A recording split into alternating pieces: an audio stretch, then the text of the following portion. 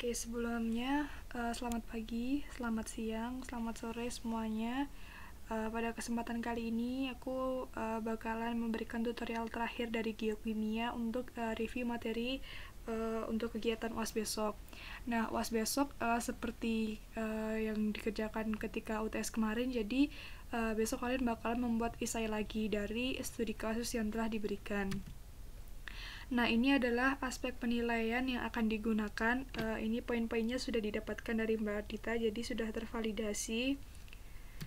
Nah, ini adalah inti-inti yang diberikan sebagai contoh bagaimana cara kita besok untuk mengerjakan esainya. Nah, jadi bisa aja kita dikasih satu paper, kemudian kita ceritakan kondisi geologi, kimia, instrumen, dan lain-lainnya, atau kita cuma dikasih tabel seperti ini. Nah, kalau kita seumpama dikasih tabel seperti ini, pertama kita suruh menceritakan tuh dari tabel itu kita bisa dapat apa aja, terus kaitannya dengan batuan beku, batuan metamorf, dan batuan sedimen itu apa aja. Nah, langsung aja kita ke pembahasannya. Yang pertama, kalau kita melihat tabel ini, apa yang akan kita kaitkan dengan analisis batuan beku? Oke, jadi sebelum kita kaitkan semuanya, kita ceritakan dulu apa sih isi tabel tersebut. Nah, jadi kan di tabel ini kita punya major element, punya trace element, sama punya partial CPW normsnya. Nah, jadi di major element tuh berisi apa aja sih? Nah, di bagian major element ini itu adalah tabel yang menceritakan mengenai unsur utama pembentuk dari batuannya. Nah, unsur ini tuh terdiri dari 11 senyawa oksidasi seperti SiO2 sampai ke PaO5 ini. Nah, kemudian dia ada juga LOI atau loss on ignition dari batuan. Nah, ini LOI itu bisa berupa H2O+, H2O-, CO2. Nah, jadi sebenarnya LOI itu sendiri merupakan total dari seluruh zat volatil dalam batuan. Dia bisa berupa O2, CO2, C, H2O, F, S, Cl, B, dan unsur lainnya. Nah, biasanya dalam batuan beku yang mengandung banyak mineral ubahan seperti mineral lempung, sulfida, karbonat, mika, dan lain-lain itu akan memberikan nilai LOI yang tinggi. Nah, kalau udah si major element ini dia dibuat dalam satuannya itu WT%. Nah, kemudian kalau kita lihat di tabel yang tengah ini, dia menceritakan tentang trace element. Jadi dia menunjukkan unsur jejak yang dipakai sebagai indikator dan parameter petrografisnya. Nah, kelimpahannya dia itu cukup kecil sehingga dia itu bisa membantu untuk analisis sehingga dia itu bagus untuk analisis batuan dan magma. Kemudian unsur ini ada juga yang berupa unsur kompatibel dan unsur inkompatibel. Nah, unsur inkompatibel itu kalau dia unsurnya tuh lebih suka menarik diri ke dalam bentuk melt. Kalau yang kompatibel itu kalau dia menarik diri ke dalam bentuk kristal. Nah, kemudian kalau yang di tabel 3 mungkin kita masih asing melihatnya, jadi kalian bisa gambarkan aja secara umum. Dia itu menunjukkan unsur yang dapat digunakan untuk metode normatif. Untuk mengetahui apa metode normatif itu sendiri, nanti teman-teman bisa membaca di paper atau jurnal terkait. Nah, selanjutnya, kalau kita punya tabel seperti ini, tabel ini bisa dipakai untuk apa sih? Nah, secara umum, tabel ini tuh dia bisa digunakan untuk menentukan karakteristik jenis batuan. Kemudian kita bisa tahu magma asalnya itu dari mana, dari unsur-unsur ini. Kemudian kita juga bisa tahu tentang mafic properties-nya, freshness-nya, sama origin of region-nya. Nanti kita juga bisa tahu kandungan organik dari batuannya.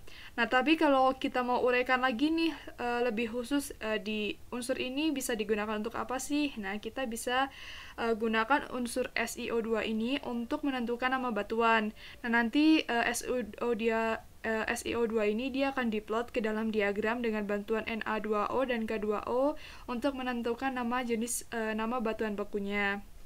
Kemudian si Na2O dan K2O ini dia juga penting untuk menunjukkan afinitas dari proses geologi yang terjadi pada daerah terkait. Nah, kemudian kalau Fe2O3 dia itu menunjukkan mafic mineral. Nah, kalau MgO dia itu bisa digunakan untuk identifikasi wilayah dengan litologi yang berupa mid-oceanic ridge. Nah, ketika dia itu kandungannya lebih dari 6%, dia itu bisa mengindikasikan primitif magma. Nah, kemudian kalau TiO2 dia itu merupakan mineral incompatible. Jadi, dia itu lebih suka uh, melebur dalam bentuk meltnya dan tidak mengakomodasi air atau hidroksil. Nah, unsur TiO2 itu juga bisa mengindikasikan zona subduksi ketika dia itu kandungannya kurang dari 1,25%. Nah, selanjutnya kita mau tahu data ini didapatkan dari mana sih? Nah, data ini tuh didapatkan dari sampel batuan beku. Nah, nanti cara mendapatkannya bagaimana itu akan dijelaskan di instrumen. Nah, selanjutnya, kalau kita udah tahu tabel tersebut, karena kita udah tahu itu tabelnya berkaitan dengan proses pembentukan batuan beku. Nah, selanjutnya kita jelasin bagaimana sih proses pembentukan batuan beku tersebut. Nah, secara umum kan kalau batuan beku itu dia terbentuk dari kristalisasi magma atau magma yang mendingin. Nah, nanti urutannya bisa kalian jelasin tuh. Nah, awalnya kan kalian bisa baca lagi materi di vulkanologi. Jadi, dia tuh awalnya tuh magma itu dia tuh mengalami stagnasi di kerak karena densitasnya itu dia itu hampir sama dengan densitas di kerak. Nah, kalau densitasnya seimbang, maka dia tidak akan bergerak kemanapun. Nah, selanjutnya, akibat tektonik dan lain sebagainya, karena perubahan densitas di batas antara kerak dan mantel, itu magma itu dia akan bergerak naik ke atas. Nah, tapi perubahan densitas ini tuh tidak akan cukup untuk menaikkan magma, jadi ada pemicu lain juga yang dinamis untuk menggerakkan magma ini ke atas, khususnya itu tekanan. Nah, ketika magma ini naik ke atas, itu dia akan terjadi diferensiasi magma. Nah, apa itu diferensiasi magma?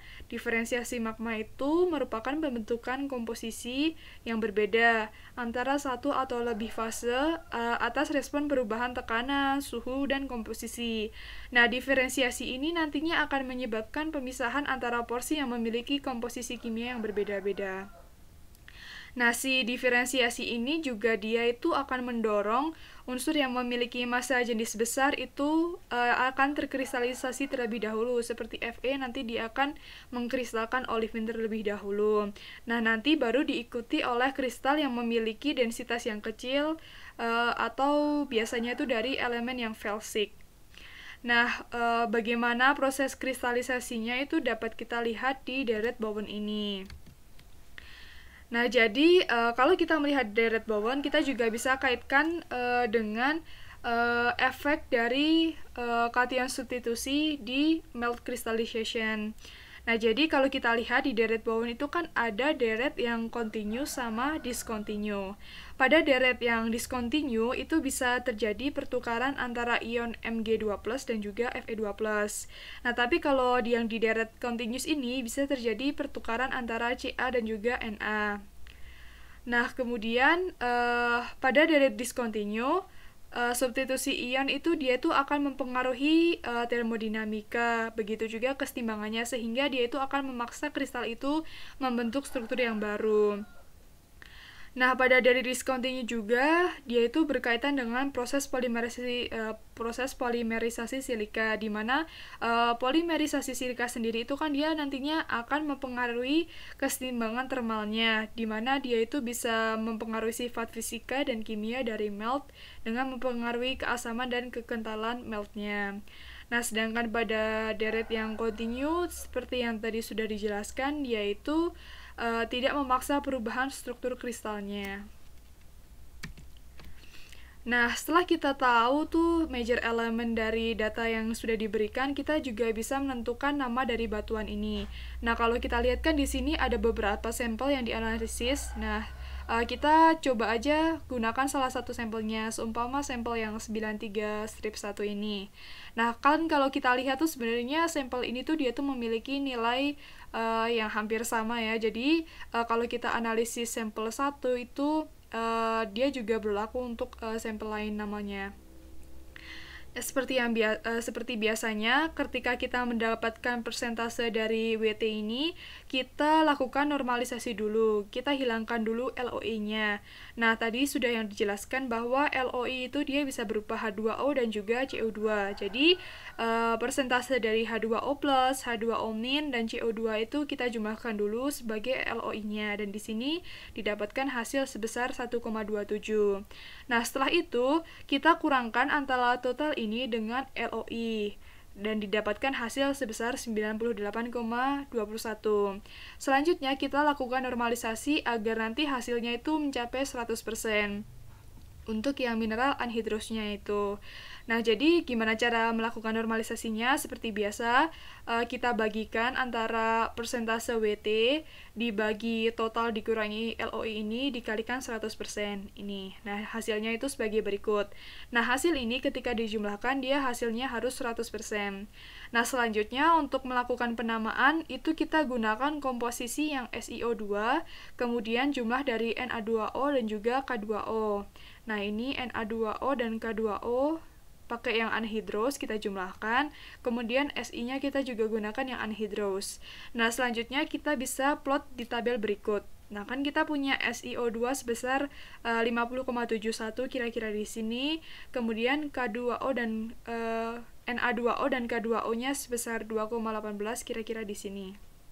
Nah, jadi berdasarkan pemotingan data tersebut, kita tahu bahwa batuan ini merupakan batuan gabbro.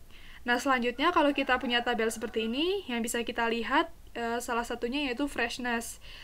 Di mana freshness itu bisa kita lihat dari nilai LOI-nya itu seberapa banyak. Kalau dia nilainya itu masih kurang dari 4%, batuan yang dianalisis itu tergolong batuan yang segar. Kemudian kita juga bisa tahu dari LOI ini kita bisa tahu kandungan organiknya.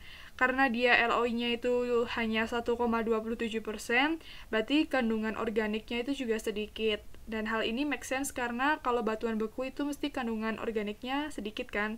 Biasanya kalau batuan yang memiliki kandungan organik tinggi itu seperti batuan sedimen, khususnya kayak batu bara gitu. Itu kandungan organiknya tinggi. Nah, selanjutnya dari persentase tadi kita juga bisa analisis Mafic property-nya. Kan kita udah punya tabel ini. Nah, kita akan membandingkan nilai SiO2 dan juga K2O, di mana kita punya SiO2 50,71%, kira-kira di sini, dan K2O-nya kita punya 0,031, itu kecil sekali. Berarti kan dia termasuk ke dalam low K series. Nah, low K series itu kita bisa sebut juga dengan tholeiitic. Jadi dia termasuk magma yang tholeiitic. Nah, kalau kita punya komposisi magma yang tholeiitic bisa ditemukan di tatanan tektonik yang seperti apa aja sih? Nah, kalau kita lihat di gambar ini, kalau kita punya magma tholeiitic, kita bisa menemukannya di Island Arc, Mid Ocean Ridge, kemudian bisa juga di Backup Basin. Setelah kita kaitkan dengan batuan beku, kita juga bisa kaitkan dengan batuan metamorf. Berdasarkan pemelotingan tadi kan kita sudah punya hasil bahwa nama batuannya itu gabbro. Nah, kira-kira gabbro ini kalau dia termetamorfkan hasilnya jadi apa sih? Nah, gabbro itu kalau dia termetamorfismekan, dia itu bisa menghasilkan amphibolite. Nah, amphibolite itu biasanya dia akan didominasi oleh mineral yang berwarna hitam, biasanya itu berupa hornblende. Nah, untuk grade-nya sendiri, dia itu tergolong intermediate hingga high grade. Nah, kita lihat grade-nya itu juga berdasarkan dari laminasi si batuan ini. Kalau dia laminasinya semakin bagus, itu semakin high grade. Tapi kalau laminasinya semakin tidak terlihatan, itu tergolong intermediate grade. Nah, tapi kalau kita lihat biasanya di amphibol itu dia foliasinya itu tergolong buruk. Kemudian, kalau kita sudah punya amphibol, kalau kita kaitkan dengan pembagian fasiesnya bisa ditemukan di mana sih? Nah, jadi bisa ditemukan di daerah ini. Nah, selanjutnya sebenarnya apa aja sih faktor yang mempengaruhi metamorfisme dari batuan? Nah, seperti yang kita ketahui, ada 3 faktor utama yang mempengaruhi metamorfisme batuan. Yang pertama itu suhu. Nah, sumber dari suhu sendiri itu ada 2 jenis, yaitu ada yang metamorphic contact, di mana panasnya itu dihasilkan dari magma, atau dari panas yang dihasilkan, karena batuan itu dia posisinya itu semakin dalam. Nah, kalau dia posisinya semakin dalam kan nanti suhunya akan meningkat seiring dengan gradien geotermal yang ada di dalam permukaan bumi itu sendiri. Nah, faktor yang kedua yaitu tekanan. Tekanan juga ada dua jenis, ada yang tekanan hidrostatis atau dia itu biasanya tekanannya uniform dan terbentuk akibat perubahan volume di dalam batuan. Nah, tekanan yang hidrostatis ini nanti dia akan menghasilkan struktur granular dan non-orientasi. Kemudian tekanan yang kedua itu yaitu tekanan dari shear-nya yang menyebabkan adanya perubahan bentuk atau menghasilkan distorsi. Biasanya dia itu akan menghasilkan struktur yang paralel atau banded. Kemudian faktor yang ketiga yang tidak kalah pentingnya yaitu chemically active fluid, di mana faktor ini dia itu penting karena dia bisa membantu proses solusi dan redeposisi. Nah, jadi kalau nanti ada chemical active fluid yang terlibat dalam proses metamorfisme, itu kita bisa sebut juga dengan metasomatisme, yang berarti terjadi perubahan kimia batuan karena hidrotermal atau fluida lainnya.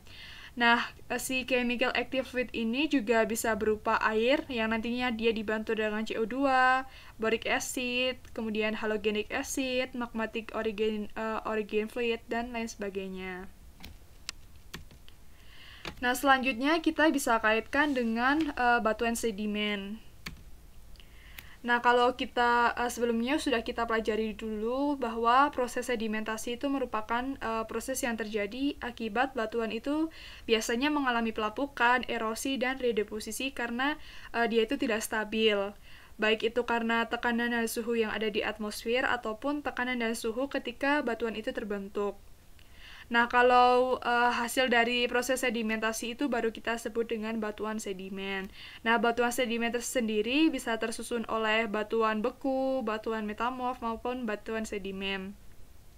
Nah, biasanya mineral pada batuan sedimen itu dia itu akan teralterasi kalau dia mendapatkan pengaruh dari oksigen, asam karbonat, air, dan akhirnya dia akan membentuk mineral baru. Nah, mineral baru apa yang akan terbentuk bisa kita lihat di diagram kestabilan fasa ini. Nah, dari tabel itu kan kita punya nilai silikat yang tinggi, nilai silikat mineral yang tinggi. Nah, jadi kita bisa gunakan diagram kestabilan fasa yang ini.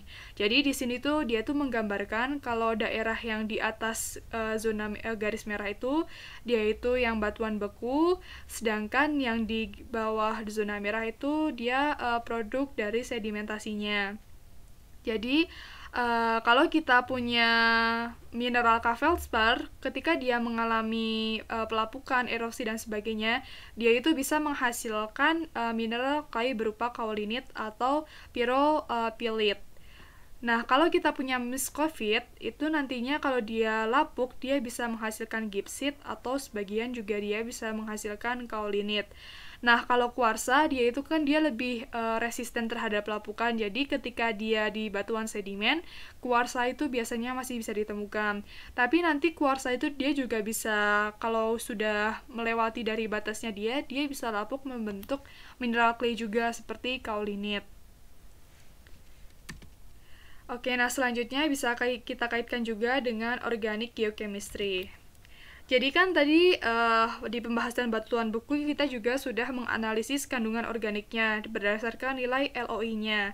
Jadi kalau dia nilai LOI-nya masih kurang dari 4%, itu kan kandungan organiknya sedikit. Nah, di sini kalau kita ingin melakukan analisis yang lebih advance lagi, kita bisa gunakan analisis TOC atau Total Organic Carbon untuk mengetahui kandungan organik karbon di batuan ini. Jadi sebenarnya kalau kita lihat konsentrasi dari organik karbonnya itu biasanya bervariasi tergantung dari variasi musimnya. Jadi kalau musimnya dia lagi di banyak air gitu, lembab, nanti organik karbonnya itu akan lebih tinggi dibandingkan ketika musimnya itu kering. Oke, selanjutnya kita bisa kaitkan juga dengan environmental. Nah, jadi kalau kita lihat tadi kan kita cuma punya tabel tuh. Nah, kalau kita kaitkan ke lingkungan, apanya sih gitu. Jadi, seperti yang kita ketahui bahwa siklus batuan itu pasti berkaitan dengan lingkungan. Mulai dari pertama dia dari magma, kemudian terbentuk menjadi batuan beku dan sebagainya, itu dia akan terkait dengan lingkungan. Nah, lingkungan yang menaunginya itu biasanya berupa biosfer. Nah, biosfer sendiri itu dia kan tersusun dari atmosfer, litosfer, dan hidrosfer. Nah, biosfer ini merupakan media di mana proses geologi itu dapat terjadi. Salah satu siklus yang berkaitan dengan pembentukan batuan yang ada di biosfer itu yaitu siklus biogeokimia. Nah, jadi kalau kita lihat di litosfer itu siklus dimulai dari kristalisasi magma, di mana nanti si magma ini dia akan membentuk batuan beku. Akibat adanya alterasi, pelapukan, erosi dari batuan beku, kemudian batuan beku ini dia akan tertransportasi dan terdeposisi menghasilkan sedimen. Dan ketika mengalami kompaksi serta litrifikasi, dia itu bisa berubah menjadi batuan sedimen. Nah, batuan ini kemudian kalau dia terkenai oleh derajat metamorfisme, derajat suhu dan tekanan yang tinggi, dia akan mengalami metamorfisme dan menghasilkan batuan dengan grade yang lebih tinggi. Nah, apabila batuan mengalami pemanasan yang sangat tinggi, dia akan kembali menjadi si magma lagi. Kemudian kalau dari batuan sedimen atau material sedimen yang menjadi penyusun tanah, itu bisa menjadi media terjadinya proses biologi dan geologi seperti nitrifikasi, vegetasi, dan proses fotosintesis. Nah, kalau kita kaitkan lagi ke dalam siklus karbon, nah jadi kan tadi kita tahu bahwa pembentukan batuan beku itu erat kaitannya dengan magma. Magma itu bisa ditemukan salah satunya di aktivitas vulkanisme. Nah, kalau kita lihat siklus karbon itu awal pembentukannya itu diawali dengan pembentukan CO2 di udara. Nah, asal-usul CO2 itu bisa berasal dari aktivitas makhluk hidup ataupun aktivitas alam. Nah, salah satu contoh aktivitas alamnya yaitu erupsi gunung api. Nah, erupsi gunung api ini nanti dia akan menyumbangkan CO2 dan unsur gas lainnya, yang dimana nanti dia itu bisa mempengaruhi iklim dan juga suhu global. Jadi kalau kita lihat, meletusnya gunung berapi atau erupsi vulkanik itu merupakan salah satu faktor penting yang mempengaruhi variabilitas dan perubahan iklim dalam jangka pendek. Nah, gunung meletus itu dia akan memberikan dampak kepada perubahan dan keseimbangan atmosfer. Nah, kenapa? Karena masuknya gas dan partikel vulkanik itu ke dalam atmosfer. Nah, nanti seberapa besar dampak dari erupsi vulkanik itu akan tergantung pada besarnya ledakan dan tingginya partikel vulkanik yang mencapai atmosfer ini. Nah, kalau partikel ini dia nantinya mencapai stratosfer, dia itu bisa mempengaruhi iklim global. Tapi kalau dia tidak mencapai stratosfer atau hanya mencapai atmosfer aja, dia itu nanti hanya mempengaruhi, bisa jadi mataharinya itu menjadi tertutup dan lain sebagainya. Nah, nanti partikel vulkanik yang mencapai atmosfer itu dia bisa menyebabkan pengurangan radiasi matahari. Kemudian karena dia itu menyerap, menghamburkan, dan memantulkan, sehingga suhu udara di permukaan bumi itu akan turun dan berubah menjadi lebih dingin. Nah, tapi itu tidak semua erupsi vulkanik itu menyebabkan perubahan iklim.